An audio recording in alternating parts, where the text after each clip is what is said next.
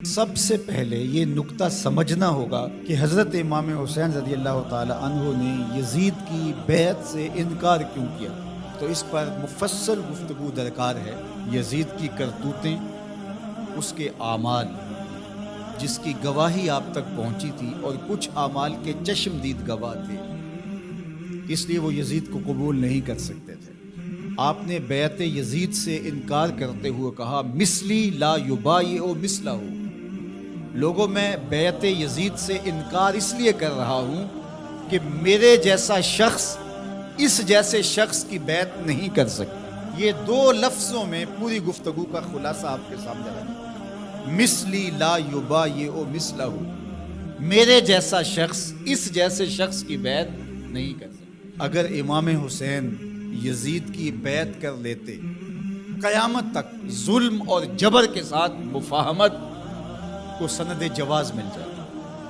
لوگ کہتے جب نواسہ رسول نے یزید کو قبول کر لیا، اس شخص نے یزید کو قبول کر لیا، اس کے ظلم، جبر اور زیادتی کے باوجود، جس کو گٹی رسول نے دی تھی، جس کے کان میں اذان اور اقامت رسول نے کہی تھی، جس کو اپنا لعاب حضور منہ میں دیتے رہے، جو حضور کے کندھوں پہ کھیلتا رہا، حضور کے سینے پہ بیٹھتا رہا، حضور کی آغوش میں کھیلتا رہا، حضور علیہ الصلوۃ والسلام نے جس کی تربیت کی اور جس کو دنیا پر اپنے دو پھولوں میں سے ایک پھول قرار دیا، خون پیمبر، نواسہ رسول، جس کو حضور ابنی کہا، وہ ابن و بنتی، میرا بھی بیٹا ہے، میری بیٹی کا بھی بیٹا ہے، جس کو اپنا بیٹا قرار دیا، جب فرزند رسول ظلم سے مفاہمت کر لیتا ہے، جبر سے مفاہمت کر لیتا ہے، تو پھر مجھے بتاؤ کہ قیامت تک کوئی ظلم اور جبر کے خلاف کھڑا ہو پاتا؟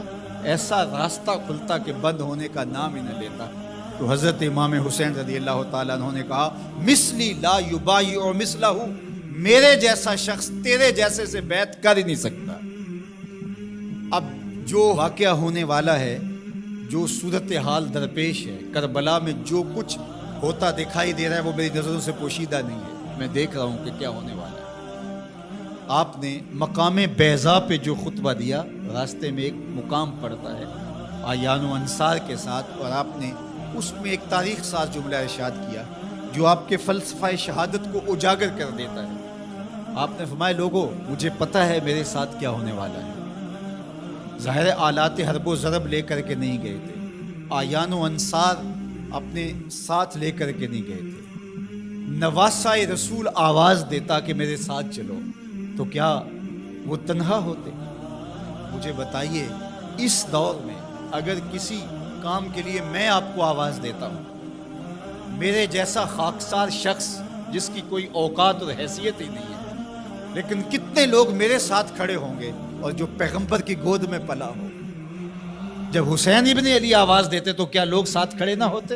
ترماح بن عدی بن حاتم، یہ حاتم تائی کا پوتا ہے، حضرت عدی بن حاتم کا فرزند ہے، جو حضور پر ایمان لائے، صحابی رسول کا فرزند۔ یہ راستے میں حضرت امام حسین کو ملا، تو اس نے کہا کہ حضرت اگر آپ میرے ساتھ چلے جائیں تو میں چند دنوں کے اندر 30,000 افراد کا لشکر آپ کی پشت پہ کھڑا کر دوں، اور پھر ہم یزید کی اینٹ سے اینٹ بجا کے رکھ دیں گے۔ لیکن ترماح بن عدی کی پیشکش کو حضرت امام حسین نے قبول نہیں کیا، کہا بس مجھے جانے دو۔ تو کہا کہ لوگوں، میرے ساتھ جو ہونے جا رہا ہے، جو میری آنکھیں دیکھ رہی ہیں، مجھے اچھی طرح معلوم ہے، ہونے والے مناظر میری آنکھوں کے سامنے گھوم رہے ہیں، کوئی چیز میری نظروں سے پوشیدہ نہیں ہے، لیکن اس کے باوجود بھی میں کیوں جا رہا ہوں؟ وہ لفظ سنیے، عظیمتوں کی کتنی دل آویز کہانی ہے، کانسیپٹ کتنا واضح تھا، تصور کتنے واضح تھے۔